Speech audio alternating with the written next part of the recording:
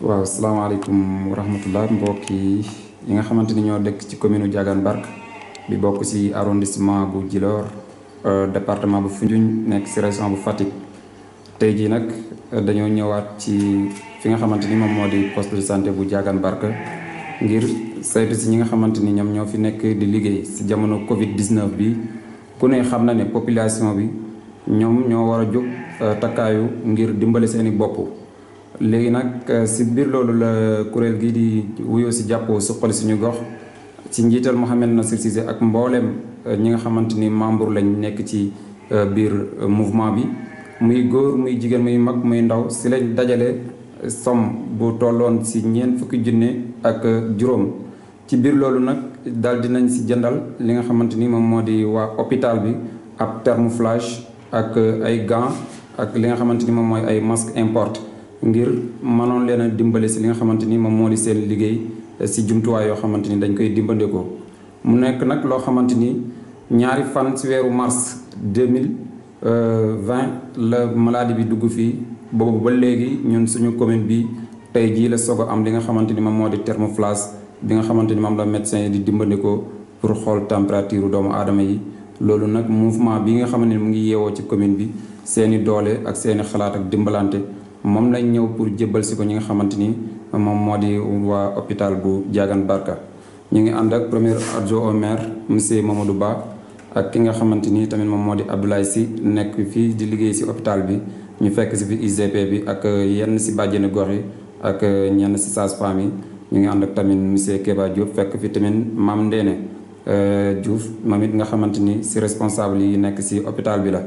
kon ànd ak loolu yëpp ñu ngi leen di nuyu bu baax di leen dalalaat jàmm di wax monsieur le maire aca aide yi nga xamante ni moom la mouvement bi indil ñi nga xamante ni moom moo di waaye poste de santé bi nga présenté leen ko jébbal leen ko. voilà merci merci donc Mohamed ci présentation bi daanaka loolu moom wàcce nañ fi ne leer na kon di leen nuyuwaat rek di baal àq ñëpp di baal àq ñëpp ci koor di ñaan borom bi aussi lépp luñ jaamu ci di yal na ko yàlla nangu yàlla jéemal suñu rëcc rëcc mën na ñàkk di ñaan yàlla aussi mbas mi dugg ci adduna bi yàlla jëlee ñu ko fi ci nu mu gën a gaawee ci di jaay sangu tedd bi kon UCP comme ni ko Mohamed waxee bi mbas mi ñëwee ñun tam suñu mouvement dañuy toog ñu waxtaan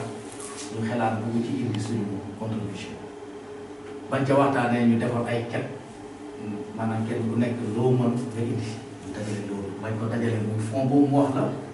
ñu toogaan waxtaan ne lan lañ ci war a mën a def pour ñun tam ñu indi suñu participation ci Covid 19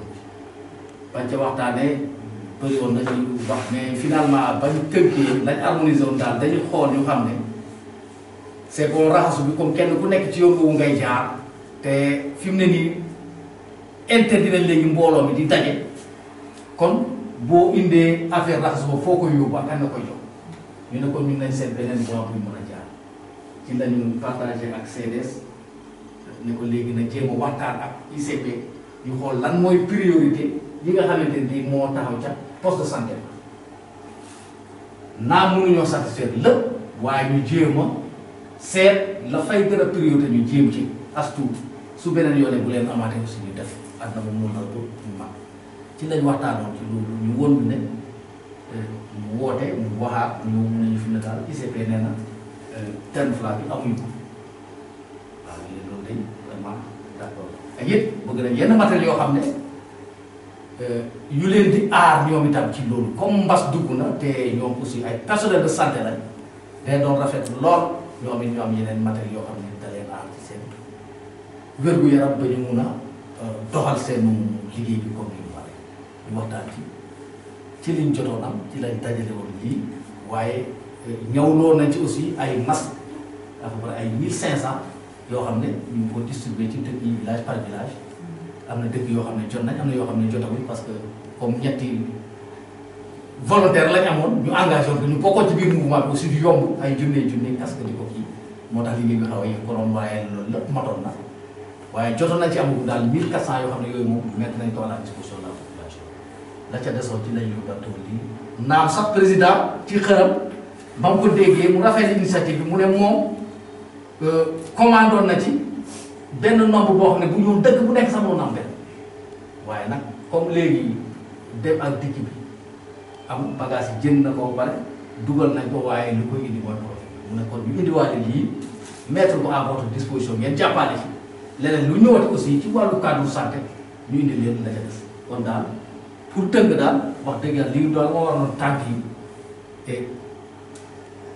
ñu indi woon tey ñu ngi gërëm ñëpp di sant ñëpp wasalaam président loolu daal vraiment loolu laa amoon ma ci wax bu fekkee am na lu ma